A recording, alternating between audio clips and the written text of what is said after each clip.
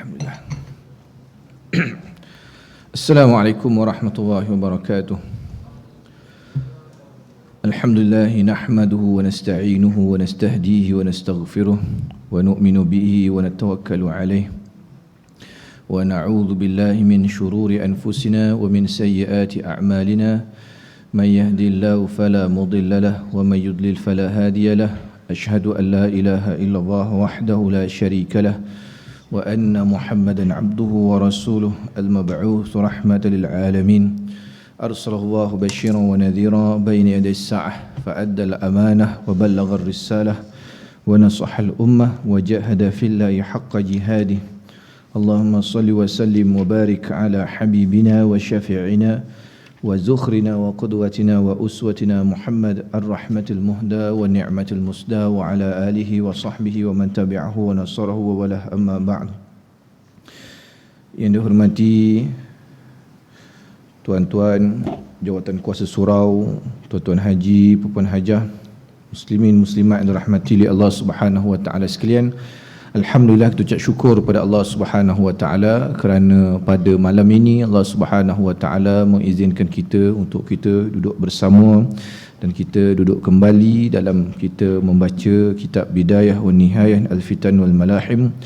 Dan insya-Allah pada malam ini kita akan melihat satu hadis yang panjang berkaitan dengan gambaran seluruh atau sebahagian daripada peristiwa yang terjadi pada hari kiamat. Hadis ini satu hadis yang panjang.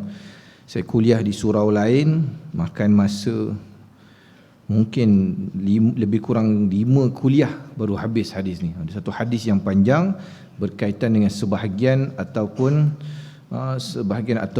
peristiwa penuh berkaitan dengan apa yang terjadi hari kiamat, bermula daripada ditiup sangkakala hinggalah manusia masuk ke dalam syurga dan masuk dalam neraka Allah Subhanahu wa taala, dan sampai waktu ada manusia yang diberi keizinan sampai masa selesai hukuman untuk keluar daripada neraka dan masuk syurga atas syafaat Nabi sallallahu alaihi wasallam dan syafaat ahli-ahli keluarga dia. Baik, nanti kita akan tengok hadis ni.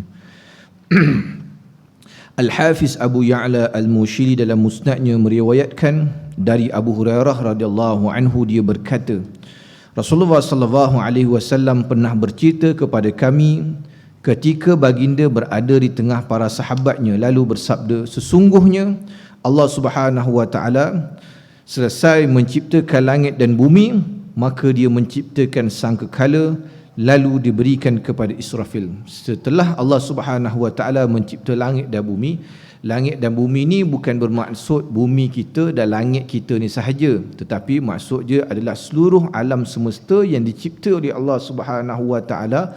Langit dunia ini yang terlalu luas yang kita tidak boleh capai keseluruhannya. Bahkan dengan penglihatan teknologi canggih hari ini pun kita tidak mampu untuk melihat alam semesta yang luas, jutaan bintang yang Allah Ta'ala cipta ni tidak mampu kita capai kesemuanya untuk kita lihat, apatah lagi untuk kita capai. Ini besarnya alam yang Allah Subhanahu Wa Ta'ala cipta ni.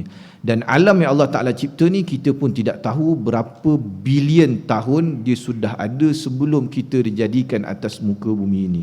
Kerana para saintis kerap kali berbeza pendapat tentang berapa umur alam ini. Kerana mereka kira ni, itu pun atas ilmu manusia yang sangat sedikit, ada meteor ataupun taik-taik bintang yang jatuh daripada langit. Batu tu mereka boleh kaji berapa lama batu ni telah ada di alam ni. Ada yang bilion, ada yang kata batu ni adalah saya pergi dekat mana? Saya pergi dekat UK, dekat satu tempat tu nama dia Greenwich.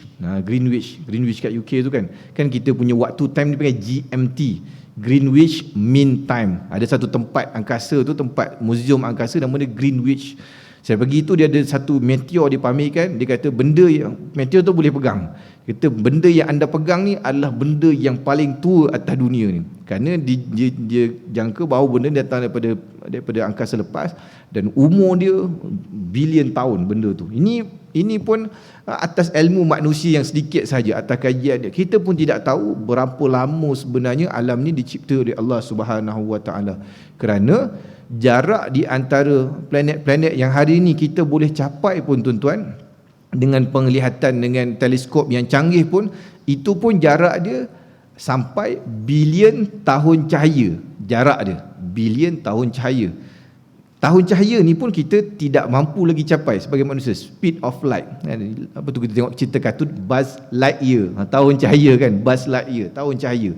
Kenapa? Kerana kalaulah manusia boleh bergerak sepantas cahaya, itu pun memerlukan masa bilion tahun baru sampai planet tu. Bayangkan betapa luas alam yang Allah Ta'ala ciptakan ni, tidak terjangkau di akal kita.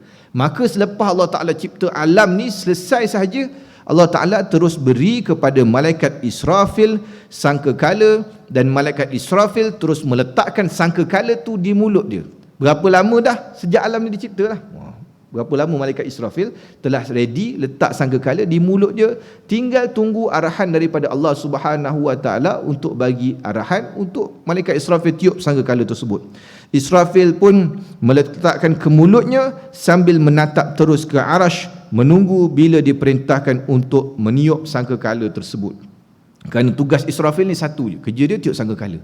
Maka dia taat dalam melaksanakan tugas tersebut. Setiap malaikat ni ada department khas di tugas dia. Yang ni tukang cabut nyawa, tagut nyawa, yang ni tukang bawa wahyu, yang ni tukang mengazab orang, yang ni tukang melaknat orang, yang ni tukang bawa amal, yang ni tukang seksa dalam kubur, yang ni tukang catat amal. Semua ada malaikat, ada tugas masing-masing. Dan malaikat ni dia la ya'sunallaha ma amarahum wa yaf'aluna ma yu'marun. Mereka ni tidak maksiat atas apa yang Allah Ta'ala arahkan kepada mereka, dan mereka hanya buat apa yang diperintahkan kepada mereka. Kalau suruh azab, dia akan azab. Kalau suruh pikul arash, dia akan pikul arash. Itu sahaja tugas malaikat. Mereka sentiasa buat, tidak mengolah, tidak poteng seperti mana manusia. Terus bila kata malaikat Israfil ni Allah Ta'ala perintahkan untuk tiup sangkakala, maka dia ready sejak daripada tu sampai dah sekarang. Dia tunggu masa dan ketikanya bila Allah Ta'ala izinkan sampai masa, barulah malaikat Israfil akan tiup sangkakala. Aku bertanya, periwayat hadis ni tanya, sahabat tanya pada Rasulullah, kata Abu Hurairah, ya Rasulullah, apa itu sangkakala?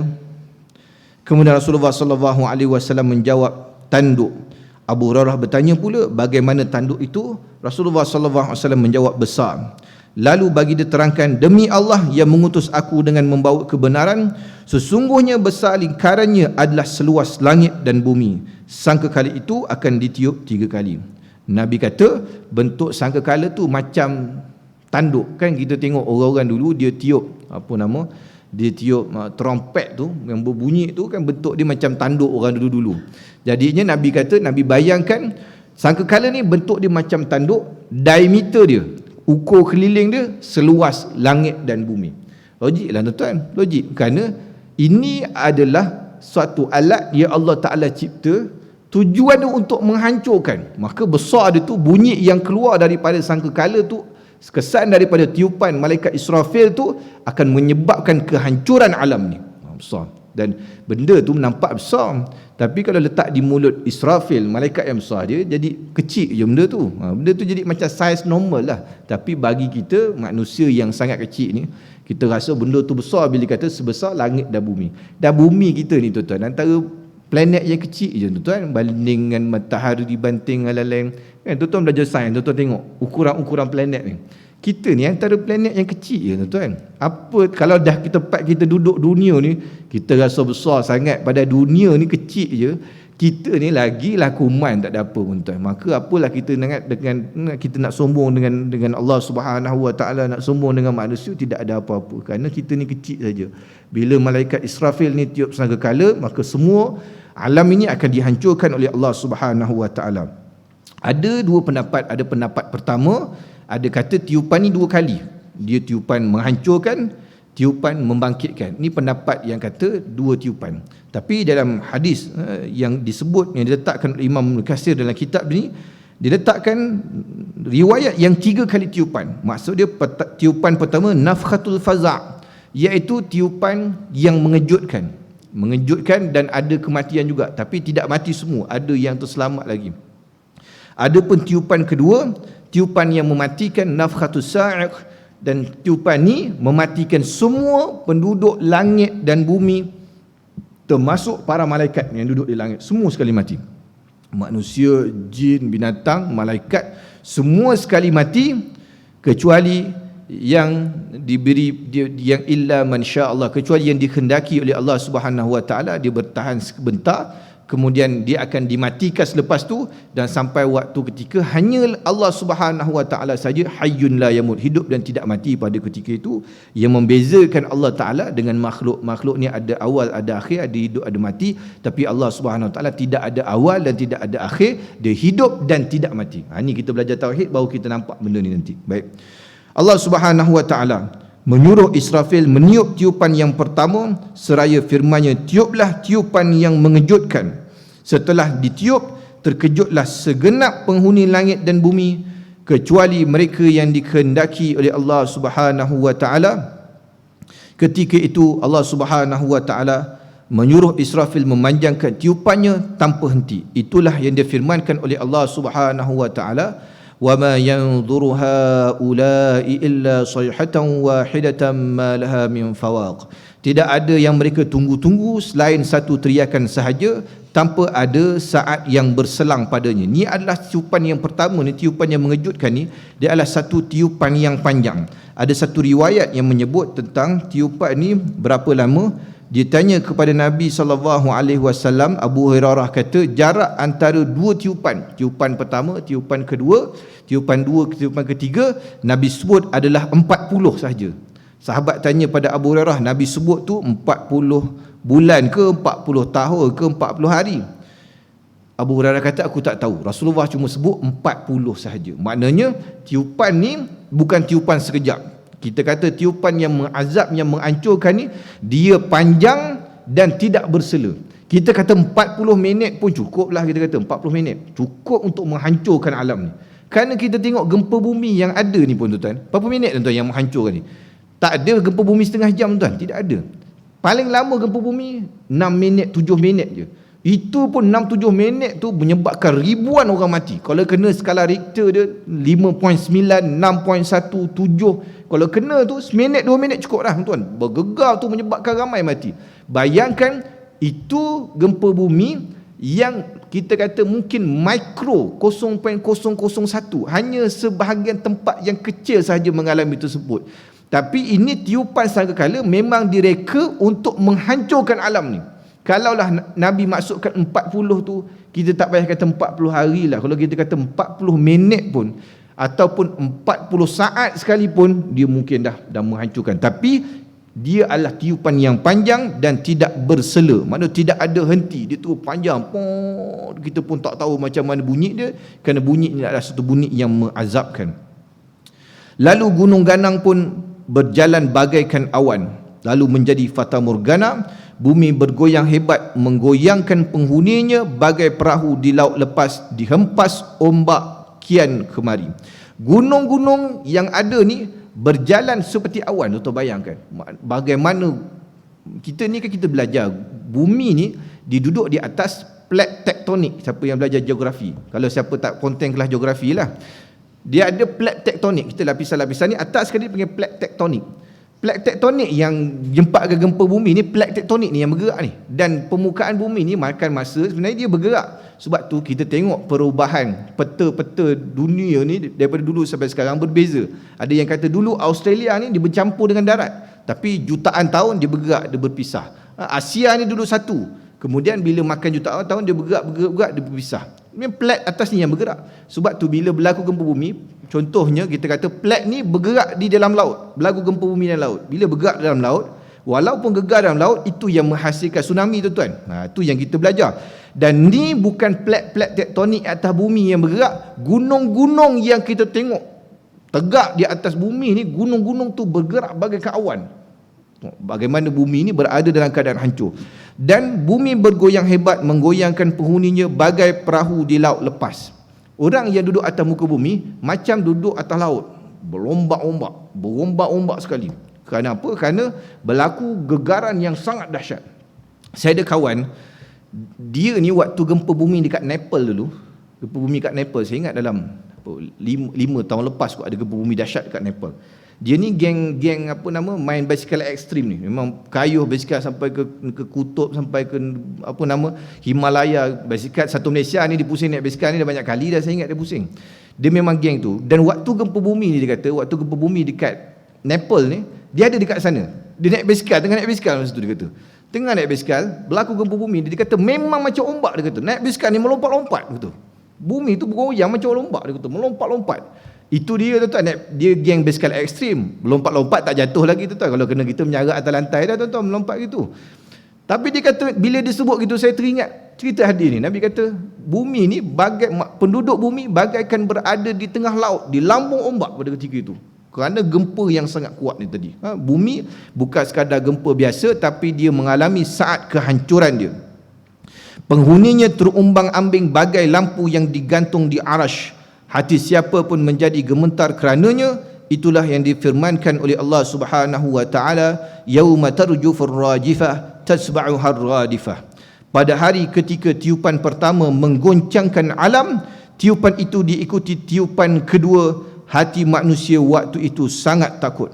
Surah An-Nazi'at ayat 6 hingga 8. Takutnya manusia pada ketika itu, bumi bergoyang hebat, menggoyangkan penghuninya. Wanita-wanita yang menyusu tidak peduli terhadap anak yang disusunya. Wanita-wanita hamil menggugurkan kandungannya. Anak-anak kecil beruban. Sampai tahap begitu. Dia ni Allah Ta'ala bagi, Nabi SAW bagi contoh paling cantik. Wanita menyusu tidak peduli akan anak susuan dia. Tuan-tuan, ini adalah waktu seorang ibu yang sangat sayang pada anak dia, sedang menyusu anak ni. Seorang ibu yang sangat sayang pada anak dia. Tapi dalam keadaan dia sayang sangat pada anak dia ni, kerana kedahsyatan kiamat pada waktu tersebut, menyebabkan dia tinggalkan anak dia, tak peduli. Dia nak selamatkan diri dia pada ketika itu. Wanita-wanita yang hamil kerana ketakutan menyebabkan keguguran, terperanjat, terkejut, tak pernah nampak dahsyatnya alam berubah jadi begini rupa. Hingga kan kanak-kanak yang mustahil beruban, akhirnya beruban kerana tengok peristiwa tersebut. Kerana uban ni disebabkan kita takut ataupun kita mengalami masalah besar, dia boleh berubah jadi uban tuan. Maknanya orang yang banyak uban ni dia banyak mikir tuan. Dan Nabi SAW bersebut kan, kita baca kitab Syama'il Muhammadiyah kan, Nabi uban dia tak sampai 20 helai. Kan Nabi sebut apa? Uban ni tumbuh kerana surah-surah yang berkaitan dengan kiamat kan. Surah-surah yang berkaitan dengan kiamat diturunkan kerana Nabi SAW memikirkan betapa dahsyatnya kiamat berdasarkan apa yang digambarkan oleh Allah Subhanahu wa taala, hingga tumbuh uban-uban ni tadi pada Rasulullah SAW. Dan kiamat ni dahsyat sampai budak ni mustahil, agak satu benda yang macam mustahil bagi kita seorang budak boleh jadi beruban, tapi kerana ketakutan semua orang pada hari itu, bertukar budak-budak rambut dia menjadi beruban. Manusia berhamburan lari ketakutan ke sana kemari kerana sangat takut, sedang para malaikat menghalang mereka lalu menghentam muka-muka mereka. Mereka pun berbalik lagi, lari lintang pukang. Tidak ada seorang pun yang boleh melindungi mereka dari azab Allah Subhanahu wa taala, meskipun yang seorang manggil yang lain minta tolong.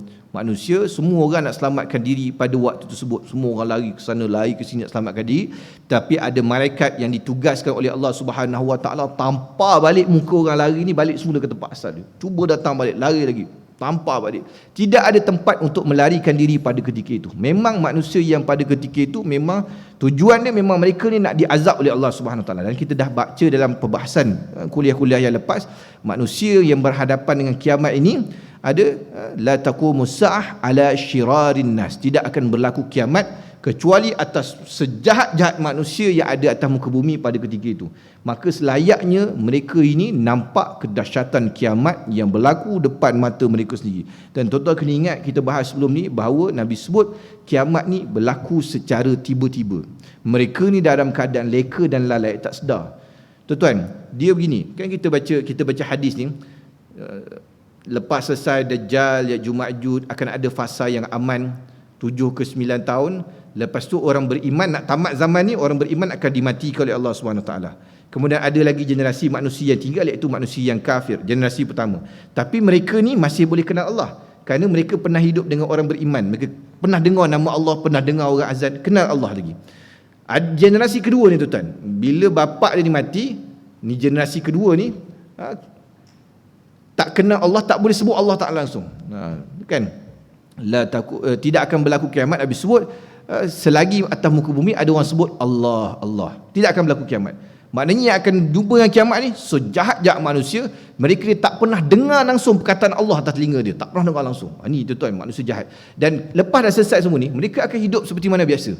Yang meniaga, yang bela binatang, yang berurusan macam biasa, urusan macam biasa. Kan Nabi sebutlah hadis.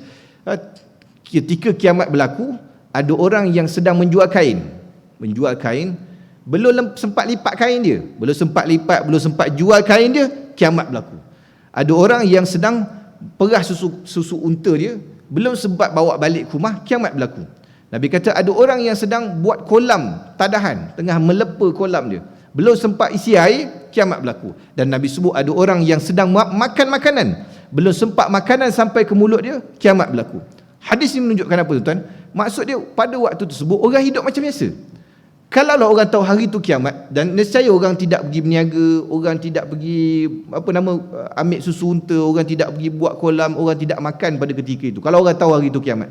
Tapi orang tidak tahu kerana dia termasuk dalam rahsia Allah Subhanahu Wa Taala. Orang tak tahu, orang berurusan macam biasa. Tiba-tiba kiamat berlaku, dengar bunyi yang kuat, semua angkat kepala, bunyi apakah ini? Tiba-tiba gunung ganang bergerak, bumi jadi macam ombak. Alam ini sedang dihancurkan oleh Allah Subhanahu Wa Taala dalam keadaan mereka tidak ready tuan pada ketika itu. Dahsyatnya pada ketika itu.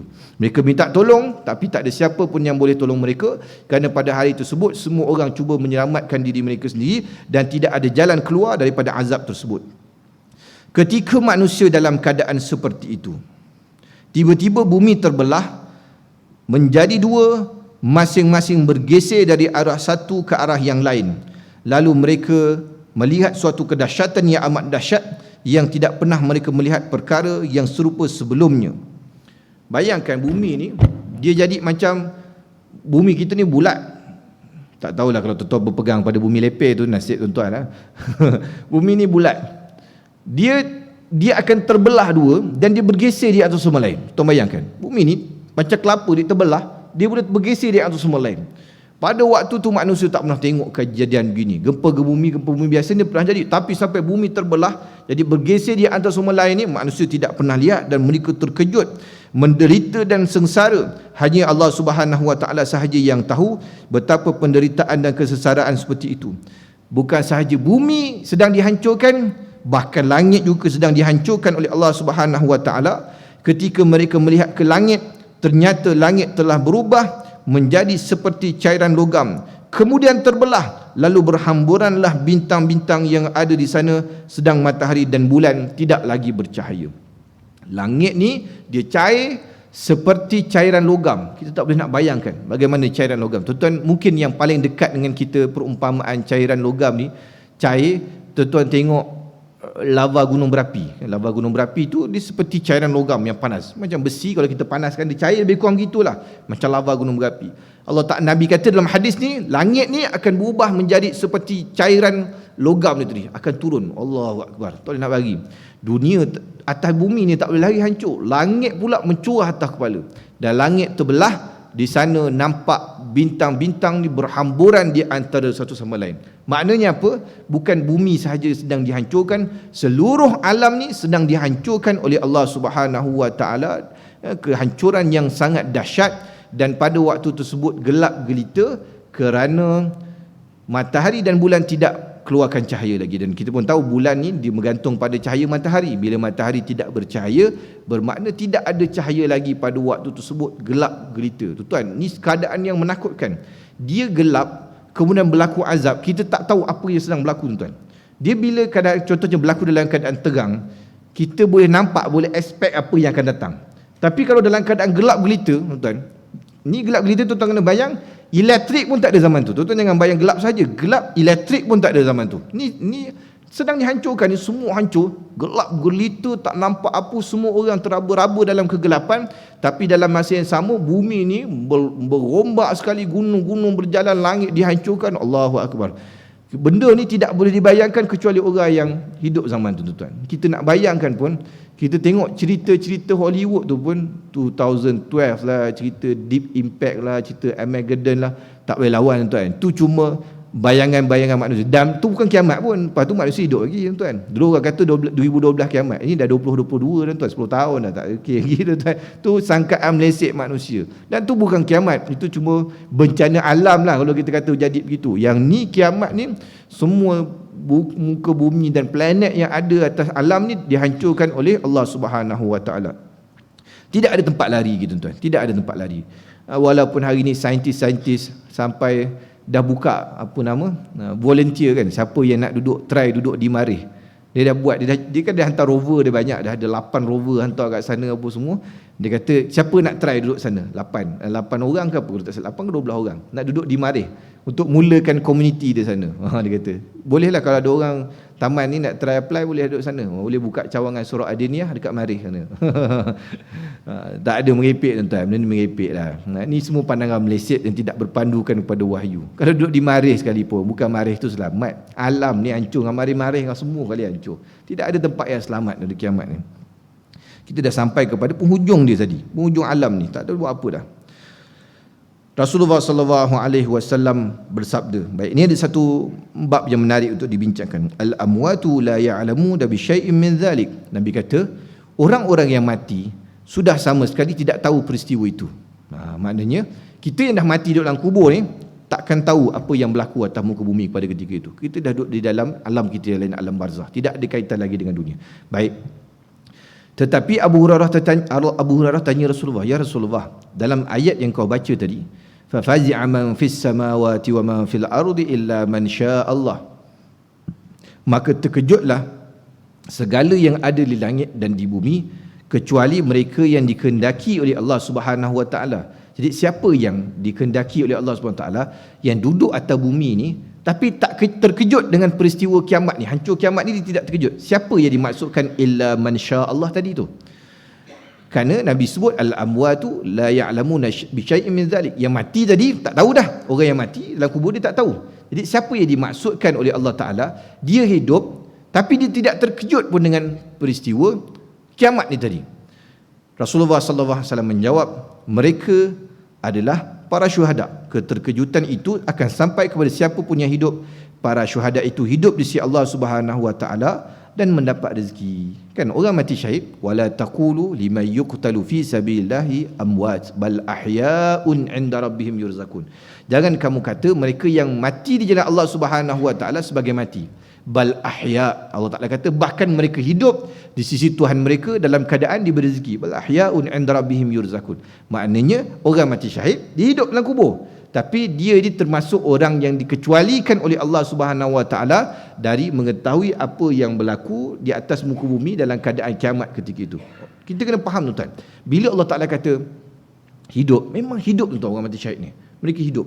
Sebab tu kita tengok berapa banyak peristiwa yang kita lihat pada hari ini, orang-orang yang mati syahid ni, yang syahid dia diterima oleh Allah Subhanahu Wa Taala, jasad mereka tidak hancur tuan. Jasad mereka tidak hancur kerana mereka hidup. Bahkan seperti mana baru ditanam, padahal dah ditanam lama. Kerana ada satu peristiwa di Madinah, di Uhud, dalam puluhan tahun lepas. Saya ingat dalam awal tahun 19 ni, tahun 1920, 1930 macam tu, pernah berlaku satu banjir di Madinah menyebabkan perkuburan Uhud tu banjir. Bila perkuburan Uhud tu banjir, menyebabkan terkeluar sebahagian ataupun beberapa jenazah syuhada Uhud di dalam tersebut. Maka terpaksa dikumpul dan dipanggil ulama-ulama dunia yang ada pada ketika itu. Saya tak ingat salah seorang dia yang menceritakan peristiwa ni. Dia kata guru dia salah seorang yang terlibat dalam peristiwa ni panggil, dan mereka dapati bahawa jenazah yang dikebumikan di zaman Rasulullah sallallahu alaihi wasallam Uhud ni masih elok cantik seperti mana dikebumikan, padahal dia dah kebumikan 1400 tahun dulu, masih elok lagi. Dan mereka kebumikan semula, mereka buat sepakat, dia kata tak perlu alih, kita kebumi dekat situ. Sebab tu tuan pergi kat maqbarah perkuburan Uhud tu, tuan dapati dia tidak ada tanda, kecuali ada 2 atau 3 kubur yang bertanda. Yang bertanda tu tuan tu yang dikebumikan semula dalam peristiwa banjir tu tuan. Sebab tu dia ada tanda. Yang lain dia kebumikan di sekitar kawasan dalam kawasan pagar tersebut. Banyak tuan jenazah sahabat seperti Jabir bin Abdullah radhiyallahu an yang asalnya ditanam di tebing Sungai Furat.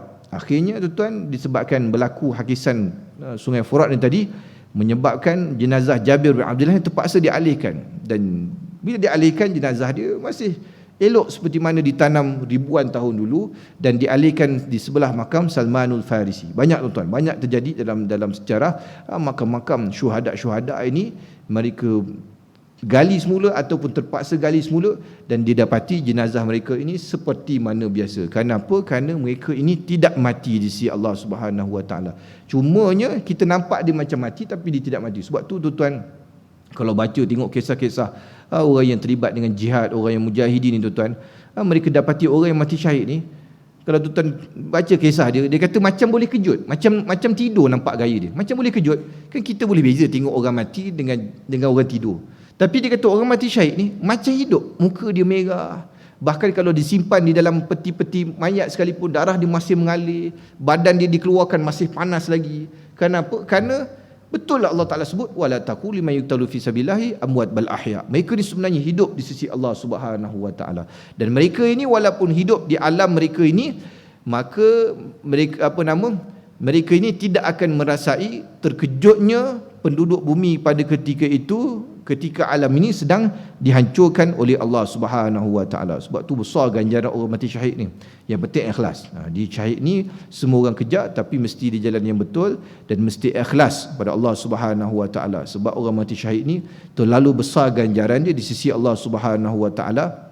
Sebab tu para sahabat ridwanullahu alaihim ajma'in, para pejuang-pejuang Islam, mereka ini berjuang untuk mengejar mati. Mereka berjuang bukan untuk balik semula rumah, tapi mereka berjuang untuk mati, dan mereka sedih kalau mereka tidak terpilih mati. Mereka sedih. Sahabat-sahabat mati syahid, mereka tidak terpilih untuk mati syahid, mereka sedih kerana tidak terpilih. Kerana apa? Kerana mereka tahu ganjaran yang Allah Ta'ala sediakan bagi orang yang syahid ni sangat besar. Bahkan Nabi sebut, kalau orang mati syahid ni dibagi peluang untuk hidup sekali lagi, nescaya dia akan berkehendak untuk mati syahid sekali lagi. Nak hidup sekali lagi, nak mati syahid sekali lagi, kerana mereka telah merasakan nikmat yang Allah Ta'ala sediakan untuk mereka. Sebab tu tuan-tuan, tuan-tuan tengok jenazah orang yang mati syahid ni tuan-tuan, tuan-tuan tengok pejuang-pejuang Palestin, mereka yang berjuang dalam Allah Ta'ala, jenazah mereka ketika mati senyum tuan, nampak senyum.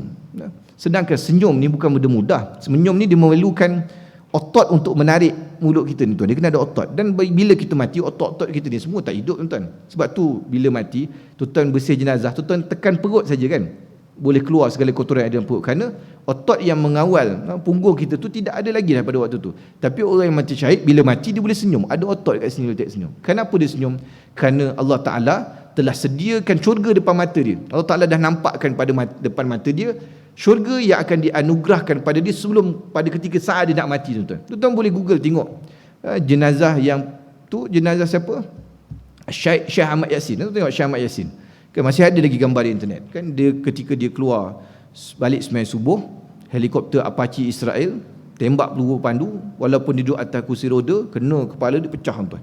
Tapi tuan-tuan boleh tengok gambar dia. Dia orang compare gambar mayat dia dengan gambar dia hidup senyum, sama. Gambar ketika dia hidup senyum dengan gambar mayat dia senyum tu sama, nampak gigi tuan, nampak. Ni bagaimana Allah Taala memuliakan mereka yang berjuang dan mati jalan Allah Subhanahu Wa Taala. Baik. Allah Subhanahu Wa Taala peruntukkan terkejutnya dan azab kiamat ni bukan untuk orang yang soleh, tapi untuk orang-orang yang jahat, manusia yang jahat atas muka bumi ketika itu. Firman Allah Taala, ya ayuhan nasu taqu rabbakum inna zalzalatas saati syai'un azim yawma tarawnaha tadhhalu kullu murdi'atin amma arda'at wa tad'u kullu dhati hamlin hamlaha wa taran nasa sukara wa ma hum bisukara walakinna 'adzaballahi syadid. Wahai manusia, bertakwalah kamu kepada Tuhanmu, sesungguhnya goncangan hari kiamat adalah suatu kejadian yang sangat dahsyat. Pada hari ketika kamu melihat goncangan itu, lalailah semua wanita yang menyusu dari anak yang disusunya, dan gugurlah kandungan semua wanita yang hamil, dan kamu lihat manusia dalam keadaan mabuk, padahal mereka sebenarnya tidak mabuk, akan tetapi azab Allah Subhanahu Wa Taala sangat dahsyat. Maka ketika itu manusia ni Allah Taala gambarkan macam mabuk tuan. Dia macam mabuk, tapi bukan mabuk. Tapi kenapa? Kerana azab pada waktu tu sangat dahsyat, menyebabkan manusia nampak macam hilang akal pada ketika itu. Mabuk ni maksud dia hilang akal, nampak macam hilang akal pada ketika itu. Tuan-tuan, kita ni manusia memang begitu tuan-tuan. Tuan-tuan tengok kita tengok orang kalau sakit sangat pun, tuan, orang yang kena sakit sangat, dia memang macam hilang akal, tuan. Macam orang hilang akal, terjerit-jerit sakit. Tu tengok mudah gini lah, tuan. Siapa yang pernah teman isteri bersalin? Siapa pernah teman isteri bersalin masuk dekat dalam labor room, tuan? Kalau tuan-tuan tak duduk tunggu di kafe hospital lah. Kalau ada orang lelaki ni, dia hantar je bini dia masuk labor room, dia tunggu, dia makan roti canai, minum teh tarik kat kafe hospital, dia tunggu bini dia siap bersalin. Ni kejam ni, tuan. Patutnya pergi teman lah, pandai pergilah teman dalam tu kan. Kalau boleh teman, zaman Covid tak boleh teman tu, tak boleh buat apa lah. Tapi kalau boleh teman lah. Dia memerlukan sokongan kita pada waktu tersebut kan. Tuan-tuan tengok, kita duduk dalam tu, sementara tunggu tu pun dah seram kan, duduk dalam bilik menunggu. Tengok orang sana menjerit, orang sini menjerit, macam duduk dalam medan perang. Kemudian nurse pula kata tadi, nurse tu kata, tadi patient tu tendang dia, kena tendang nurse tu tadi dengan dah bukan orang tu sengaja tendang, tapi dalam keadaan ni kita tengok pula bini kita, memang macam orang mabuk, macam bukan dia dah pada waktu itu. Bukan salah dia, tapi kerana kesakitan tu menyebabkan dia jadi tak normal lah pada ketika itu kan. Kesakitan yang sangat dahsyat. Ini kiamat. Manusia nampak kiamat yang dahsyat depan mata dia. Allah Ta'ala sebutkan dia nampak macam mabuk. Tapi wama hum bisukara, tapi dia tidak mabuk sebenarnya. Tapi dia nampak begitu, walakinna azaballah syadid. Kerana azab Allah Ta'ala sangat dahsyat, menyebabkan nampak macam mabuk. Demikianlah mereka terus menerus diazab selama waktu yang dikehendaki oleh Allah Subhanahu wa Ta'ala. Kemudian Allah Subhanahu wa Ta'ala menyuruh Israfil meniup sangkakalanya dengan tiupan yang mematikan. Penghuni langit dan bumi pun mati semuanya kecuali mereka yang dikehendaki oleh Allah Subhanahu wa Ta'ala. Mati. Tiupan azab pertama ni, tiupan pertama ni kita pun tidak tahu berapa lama bumi digoncangkan, dihancurkan dan sebagainya, kita pun tidak tahu. Kemudian selesai Allah Ta'ala hendak azab mereka ni, Allah Ta'ala perintahkan malaikat Israfil tiup tiupan yang kedua, yang ini barulah tiupan yang mematikan semua sekali yang ada di langit, di bumi, manusia, jin, malaikat, semua sekali akan dimatikan oleh Allah Subhanahu Wa Ta'ala. Mati. Tiupan kedua, mati semua. Kecuali mereka yang dikehendaki oleh Allah Subhanahu Wa Ta'ala. Apabila mereka semua telah mati, kata Nabi SAW, maka datanglah malaikat maut Israel. Ingat, malaikat ni lagi nanti nak kahwin nanti. Biasa orang bukan malaikat tanya, orang pejabat agama tanya. Kalau Johor kena tanya Johor tanya fardu ain, suruh selawat, suruh nama malaikat kan. Boleh beza malaikat Israfil dengan Israel, jangan lupa kan. Bab Israfil Israel ni ramai silap ni. Jangan kata Israfil Israel, cuba istighfar sekali, Allahumma salli ala Muhammad. Istighfar dia pergi selawat. Saya jumpa banyak lah kan. Kadang-kadang kita teman kawan-kawan ni bukannya orang biasa, orang pergi surau juga, tapi punya terketar kena tanya dengan Tok Kadi tu kadang-kadang kan. Padahal kerih bersilang dua sini macam ninja turtle lah. Tapi kena Tok Kadi garang. Cuba mengucap sekali.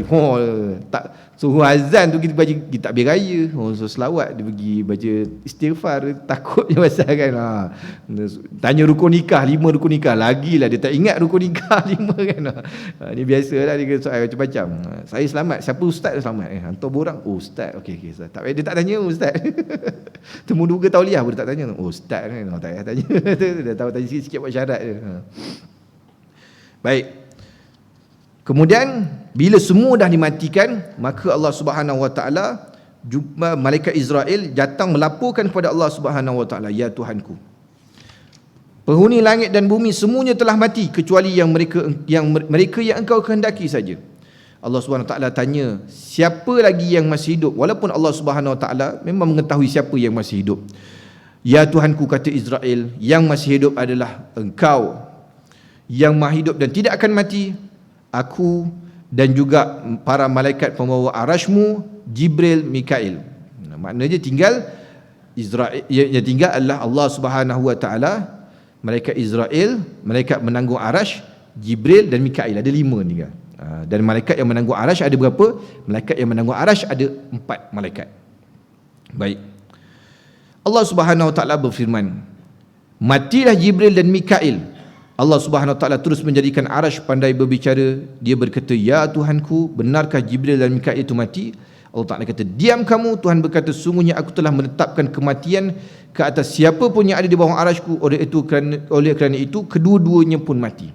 Malaikat yang menanggung arash Allah Subhanahu Wa Ta'ala ni, dia bukan malaikat menanggung arash. Arash Allah Subhanahu Wa Ta'ala. Kerana arash ni dia adalah makhluk.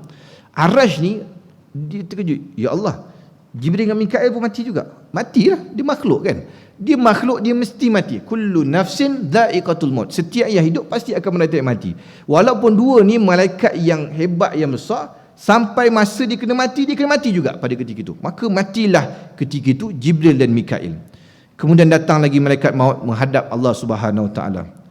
Ya Tuhanku, Jibril dengan Mikail sudah mati. Aku dah cabut nyawa dia. Tinggal sahaja para malaikat pembawa arash, tinggal sahaja saya dan malaikat membawa arashmu yang belum mati. Tinggal Allah Ta'ala, aku, malaikat Israel dan juga malaikat yang bawa arash belum mati lagi. Yang lain semua dah mati. Allah Subhanahu Wa Ta'ala berfirman, matilah para pembawa arashku, mereka pun mati. Selanjutnya Allah Subhanahu Wa Ta'ala menyuruh arash supaya mencabut sangkakala dari tangan Israfil, biarlah dia yang pegang. Maksud dia mati tadi, malaikat menangguh arash, Israfil pun dah mati, maka Allah Ta'ala perintahkan arash Allah Subhanahu Wa Ta'ala ni memegang sangkakala yang ada pada tangan Israfil. Israfil dah mati, sangkakala ni pada tangan arash. Jadi kita tak boleh nak bayang arash ni macam mana keadaannya, kerana arash ni juga adalah Allah makhluk. Allah makhluk Allah Subhanahu Wa Ta'ala. Kemudian malaikat maut datang lagi jumpa Allah Ta'ala. Ya Tuhanku, para malaikat bawa arash dah mati. Allah Subhanahu Wa Ta'ala tanya lagi, siapa yang masih hidup? Walaupun Allah Ta'ala sudah tahu, dia tanya, maka Israel jawab, yang masih hidup adalah Engkau Tuhan yang maha hidup, tidak mati, dan juga aku yang belum mati lagi. Allah Subhanahu Wa Ta'ala sebut bahawa kamu adalah makhlukku, kamu kena mati juga. Walaupun kamu malaikat mencabut nyawa, kamu adalah makhlukku, kamu kena mati juga, kerana kamu makhluk. Aku menciptakan kamu untuk kamu lihat, kamu dah tengok semua apa yang berlaku, lalu matilah kamu, maka malaikat maut pun mati juga. Dalam riwayat lain sebut bahawa ketika itu malaikat Israel ni mencabut nyawa dia sendiri. Dan dia pun merasai kesakitan nyawa dia cabut. Biasa dia cabut nyawa orang lain, kan? Malaikat Israel ni memang kerja dia cabut nyawa orang lain, cabut nyawa orang lain. Hari ni dia pun mencabut nyawa diri dia sendiri dan dia merasai kesakitan sakaratul maut tu. Sakit mati ni semua orang rasa. Termasuk Rasulullah SAW, termasuk para malaikat akan merasa sakitnya sakaratul maut. Wa innal mauti la sakarat, Nabi kata, sesungguhnya mati ni sangat menyakitkan. Kalaulah Rasulullah SAW, kekasih Allah Ta'ala ni, malaikat maut cabut nyawa dia dalam keadaan lemah lembut, tuan. Malaikat ni dia akan cabut nyawa seseorang berdasarkan amal seorang tersebut. Kalau orang tu soleh, dia akan cabut nyawa secara lemah lembut. Lemah lembut tu pun Nabi kata sesungguhnya mati ni menyakitkan. Bayangkan malaikat maut datang mencabut nyawa seorang dalam keadaan ahli maksiat, orang kafir, orang fasik dan sebagainya. Sudah tentu dia akan direntap, dia akan merasa kesakitan lebih lagi daripada orang biasa. Dan malaikat maut ni datang dalam keadaan rupa yang berbeza. Orang yang soleh dicabut tapi dalam keadaan muka yang tenang. Tapi orang yang kafir, yang fasik, yang munafik ni, malaikat maut akan cabut dalam keadaan muka dia bengis. Kerana muka yang bengis tu sendiri sudah menakutkan, tuan-tuan. Kita pergi hospital, jumpa doktor muka bengis, tengok doktor pun takut dah. Bukan ni, kalau doktor tu muka senyum, sakit apa? Pakcik sakit gigi. Oh, kena pula doktor perempuan muda lagi mengada-ngada pakcik tu kata. Oh, sakit sini. Allah sakit. Tapi kalau kena doktor lelaki, India pula tu, rambut botak, misai tebal. Kita pun tak ada. Sakit sikit saja sini. Cepat. Kita pun nak suruh dia cepat. Kenapa? Tengok muka dia tu tambah sakit gigi lagi kan. Ini malaikat maut pun begitu juga. Dia datang dalam keadaan kalau orang tu baik, maka dia datang dengan rupa yang baik. Kalau orang tu orang yang fasik, munafik, kafir, maka dia akan datang dalam muka yang membengiskan dan menakutkan. Maka dicabutlah nyawa, malaikat Israel itu tadi. Maka semua makhluk pada ketika itu mati, manakala sudah tidak ada lagi yang hidup kecuali Allah Subhanahu Wa Ta'ala yang Maha Esa, Maha mengalahkan lagi Maha Tunggal, Maha sendiri tempat bergantung segala makhluk, yang tidak beranak dan tidak diperanakkan, dan tidak ada seorang pun yang setara dengannya. Dia jugalah yang awal dan yang maha akhir, yang maha awal dan maha akhir. Allah Subhanahu Wa Ta'ala menggulungkan langit dan bumi bagaikan menggulung lembaran-lembaran kertas. Sesudah itu digelar lagi, lalu dilipatnya 3 kali. Kemudian Allah Subhanahu Wa Ta'ala berfirman, Akulah yang maha berkuasa. Kemudian berteriak sekuat-kuatnya 3 kali, limanil mulkul yaum, milik siapakah kerajaan pada hari ini. Allah Ta'ala sesuai semua, Allah Ta'ala lipat alam ni dalam bentuk lembaran-lembaran. Kerana alam ni nanti Allah Ta'ala akan bentangkan semula dalam bentuk yang berbeza, iaitulah dijadikan bumi mahsyar, tapi dalam keadaan mahsyar, tidak seperti keadaan bumi pada hari ini. Ada ulama kata ada sebahagian daripada bumi hari ini akan jadi bumi mahsyar. Ya mungkin, wallahu alam, mungkin insya-Allah ada riwayat yang sebut begitu. Kenapa? Kerana daripada bumi ini juga akan digulung oleh Allah Taala, kemudian Allah Taala akan hampakan semula bumi mahsyar ni dalam keadaan tidak ada bukit, tidak ada pokok, tidak ada tempat tinggi, tidak ada tempat rendah. Dia rata, bumi mahsyar ni dia rata, serata-ratanya, sejauh mata memandang, kerana dia adalah tempat yang akan menghimpunkan semua makhluk daripada sejak makhluk pertama yang dicipta oleh Allah Subhanahu Wa Taala, jin, manusia, binatang, semua sekali akan berhimpun pada waktu tersebut, termasuklah malaikat yang datang dalam keadaan bersaf-saf. Kemudian bila Allah Taala dah gulung semua ni, Allah Taala kata limanil mulkul yaum, milik siapakah kerajaan pada hari ini. Ini yang kita baca tuan-tuan, Maliki Yaumiddin kan. Ni kita baca Maliki Yaumiddin, Ar-Rahmanir Rahim, Maliki Yaumiddin. Maliki Yaumiddin, raja yang memiliki hari pembalasan. Ni hari pembalasan ni, hari tu hak milik total Allah SWT yang berkuasa. Tidak ada siapa pun yang berani berkata-kata dengan Allah SWT pada hari itu kecuali Nabi SAW saja. Semua orang takut nak menghadap dengan Allah SWT kerana hari tersebut dipanggil hari kemurkaan Allah SWT. Hari itulah Allah Ta'ala sebut, nanti kita akan baca, hari lain kamu buat maksiat, aku biar. Kamu engkar pada aku biar. Tapi hari ini kamu semua diam, kamu tengok apa yang aku buat hari ini. Ni hari Allah Ta'ala akan balas semua perbuatan manusia, dan manusia tidak ada kuasa melainkan mengikut sahaja apa yang ditentukan oleh Allah Subhanahu Wa Ta'ala pada ketika itu. Tentu sahaja tidak ada jawapan daripada siapa pun. Bila Allah Ta'ala kata limanil mulkul yaum, milik siapa kerajaan pada hari, dan tentu tidak ada jawapan kerana manusia pada ketika itu, bahkan semua makhluk pada ketika itu termasuk para malaikat, telah dimatikan oleh Allah Subhanahu Wa Taala. Tinggal sahaja Allah Taala yang hayyun la yamut, hidup tidak mati. Milik Allah Subhanahu Wa Taala, Allah Taala menjawab sendiri persoalannya, milik Allah yang Maha Esa, yang Maha mengalahkan. Yang layak tuan-tuan, ni kita baca ni, kita belajar, yang layak memuji diri sendiri dan membesari diri sendiri siapa? Allah Taala. Maka Allah Taala dia boleh jawab bila dia kata limanil mulkul yaum, Allah Taala sendiri jawab, yang milik siapa? Milik Allah yang Maha Esa, yang Maha mengalahkan sesiapa pun. Dia boleh sebut, dipuji di sini kerana Allah Ta'ala layak membesarkan diri dia. Al-Mutakabbir, kita baca Al-Mutakabbir, nama Allah Subhanahu Wa Ta'ala Al-Mutakabbir. Mutakabbir maksud apa? Besar, yang membesarkan diri. Siapa yang layak besar diri? Allah Ta'ala. Sebab tu makhluk kalaupun memakai sedikit daripada sifat sombong, orang ni akan masuk neraka Allah Ta'ala.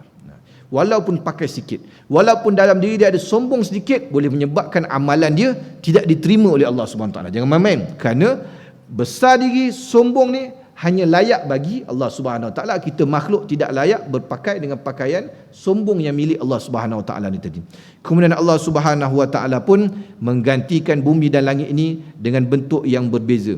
Ya, ini kata Nabi SAW, dia membentangkan lagi bumi, tadi dah gulung, kemudian Allah Ta'ala bentangkan balik bumi ni dan ratakan dan gelar seperti kulit yang disamak. Nabi sebut umpamakan seperti kulit yang disamak. Kulit ni kan kalau dah samak, dah buang bulu dia apa semua, dia jadi rata, hingga orang boleh menggunakan kulit ni menjadikan pakaian. Kan kita tengok kasut kulit. Ada nampak kasut kulit tiba-tiba ada bonggol, tiba-tiba ada bulu sikit-sikit, itu tak tahu kulit apa dia pakai tu kan. Kasut kulit dia dah samak licin, jadi tali pinggang, jadi kasut, jadi macam-macam orang buat daripada kulit ni. Kenapa? Telah disamak licin hingga orang tidak boleh beza jadi kulit ke plastik kadang-kadang kan. Orang tak boleh beza kerana ada kulit tiruan nampak macam plastik, dan ada kulit pun nampak macam kulit. Cuma ada dia ada bezalah kualiti dari sudut kulit sebenar dan juga kulit yang sintetik ni tadi. Sebab tu barang kulit ni dia mahal tuan. Tuan beli kasut kulit betul dengan tuan beli kasut kulit acah-acah. Nampak macam kulit tapi bukan. Kasut kulit betul, tuan tak pakai lama simpan dalam almari pun kulit dia elok, cuma tuan kena sapu sikit bagi lembut balik kulit, tapi kulit dia elok lagi kan. Tapi kalau tuan beli kasut yang sekarang ni, kasut-kasut hitam tuan buat pergi kerja ni, tuan beli yang jenis-jenis biasa ni kan, dia bukan jenis apa nama, dia kadang-kadang jenama dia tipu, nama krokodil tapi ekor dia lain. Krokodil betul ekor belok kiri, dia ekor belok kanan, ni made in China punya krokodil kan. Tuan pakai simpan dalam almari lama sikit, tuan tengok kan, tak pakai dia mengelupas habis dia punya tu. Itu bukan kulit betul. Kulit yang betul dia akan rata, licin, elok, tidak mengelupas, tidak jadi apa-apa, licin. Seperti itulah Nabi maksudkan bumi mahsyar ni dia rata, tidak ada tempat tinggi, tidak ada tempat rendah, tidak ada pokok, dia rata. Dia adalah tidak ada batu-batu yang berbonggol. Kenapa? Kerana semua makhluk akan berkumpul dalam keadaan rapat-rapat pada ketika itu.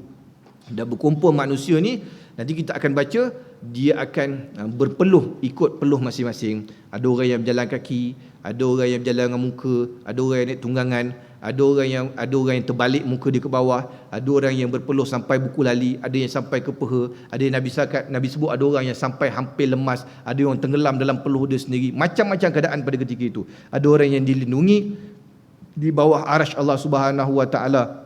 7 golongan, sab'atun yuzilluhumullah yauma la zilla illa zilluh. Ada 7 golongan yang dapat naungan daripada arasy Allah Subhanahu wa taala di hari tidak ada naungan selain naungan Allah taala, dalam keadaan macam-macam. Tadi kan kita baca hadis kan, ada orang yang jadi Bilal lah dia. Hadis apa? Bilal ke jadi azan kan? Jadi azan, jadi imam. Orang gini akan dapat kelebihan-kelebihan dia bergantung kepada apa amalan kita pada hari tersebut. Orang tersebut akan berhimpun, dan himpunan ini adalah satu himpunan yang lama. Nanti kita akan tengok bagaimana manusia ni lepas dah siap mahsyar ni, Allah Taala akan bangkitkan semula manusia, jin dan malaikat, untuk berkumpul di arasy Allah Subhanahu wa taala dan dimulakan proses pengadilan kepada semua makhluk. Baik, wallahu alam.